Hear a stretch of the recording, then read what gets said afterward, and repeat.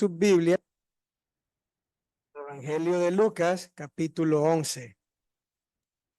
En esta oportunidad vamos a compartir 5 puntos bien importantes que nos va a ayudar a que nuestra oración durante nuestra peregrinación aquí en la tierra sea más fácil, ¿verdad? Así que si ya lo tiene, puede decir amén. Lucas 11, solo vamos a leer el versículo 1. ¿Ya lo tenemos? Y la palabra del Señor dice así en Lucas 11, versículo 1. Aconteció que estaba Jesús orando en un lugar, y cuando terminó, uno de sus discípulos le dijo: Señor, enséñanos a orar, como también Juan enseñó a sus discípulos. Amén. Sabemos, hermanos, desde pequeños, o desde que venimos a los pies del Señor, se nos ha dicho que la oración es simplemente hablar con Dios. En esta noche reconocemos que también orar es amar.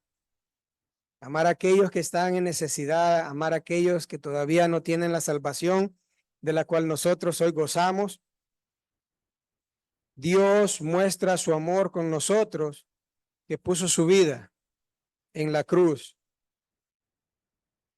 Muchas veces pensamos que nuestras oraciones tienen que ser elocuentes o con palabras bonitas, ¿verdad? Pero en realidad, Dios quiere escuchar mi oración tal y como es.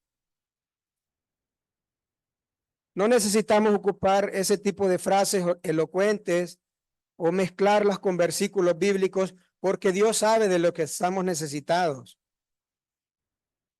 Dice en su palabra que nos acerquemos a Él diciéndole: Padre. Él sabe, Él tiene el control de todo, pero muchas veces nos pasa que nosotros queremos tener el control. La oración, mis hermanos, no tiene que ser nuestro último recurso, tiene que ser nuestra prioridad siempre. Jesús tomó la oración como uno de sus principales ministerios, aparte de los milagros que hizo. Siempre consultó a Dios antes de tomar cualquier decisión. Y lo vemos cuando antes de elegir a los 12 discípulos, Él pasa orando toda una noche. Antes de ir a la cruz, mis hermanos, en el huerto del Getsemaní, Él ora. Y dice que su alma estaba tan afligida por esa oración y su oración era tan intensa que su sudor era como grandes gotas de sangre que caían hasta la tierra. Pero aún ahí, Jesús oró antes de ir a la cruz por amor a cada uno de nosotros. En este versículo 1 del capítulo 11, vemos que dice que aconteció que Jesús estaba orando en un lugar y cuando terminó, uno de sus discípulos, no sabemos quién, le dijo: Señor, enséñanos.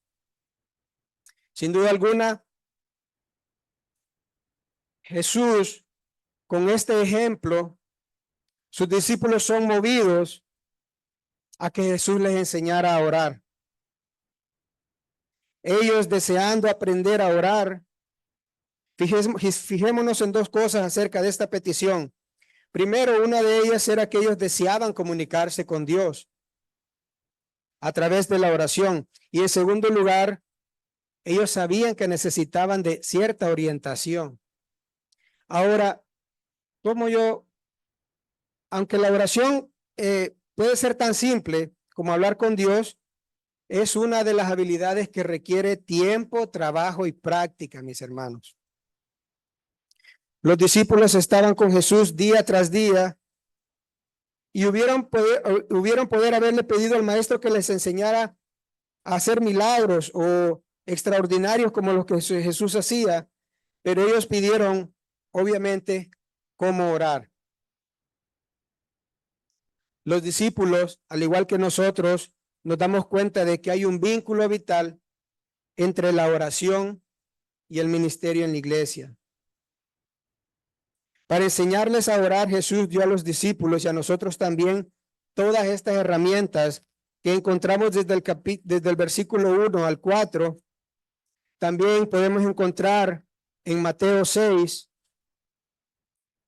que Jesús nos enseña que la esencia de la vida cristiana es la oración, incluyendo un ejemplo muy claro de cómo orar. Por tanto, como hemos dicho, orar no es condicional, sino que es una orden. Y las escrituras no solo nos ordenan a orar, mis hermanos, sino que también nos instruyen para acercarnos más al Señor mediante la oración. Como hijos de Dios que somos, mis hermanos, tenemos la libertad y la capacidad de hacerlo.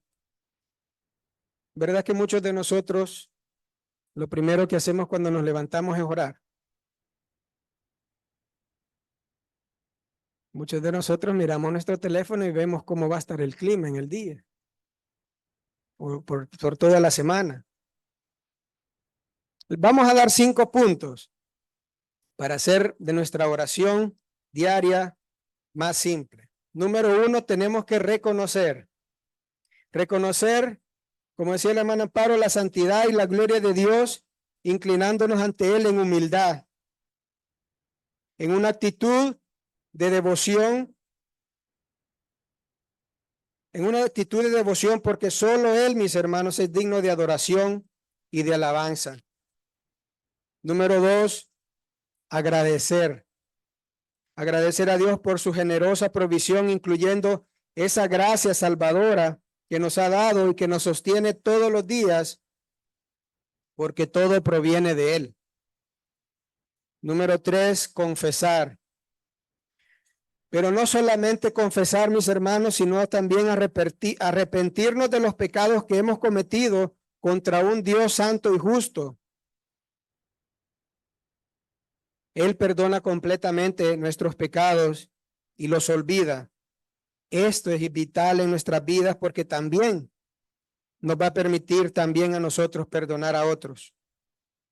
Número 4, invocar el nombre de Dios, clamarle, suplicarle a Él por las luchas contra los ataques del enemigo y resistir la tentación para que nos mantengamos firmes frente a cualquier ataque espiritual. Acordémonos, mis hermanos, que nuestra lucha no es contra carne, sino contra potestades y huestes de maldad en las regiones celestes. Y el punto número 5, pedirle a Dios. Pedirle a Dios que nos ayude a ser como Cristo en todo lo que decimos y hacemos, extendiendo gracias de misericordia y amor hacia los demás a lo largo de nuestros días. Estas cosas, mis hermanos, simplificarán nuestra vida de oración, a querer buscar a Dios a cada momento. Acordémonos que la Biblia nos dice que podemos buscar a Dios en cualquier momento y que hay un trono de gracia disponible las 24 horas.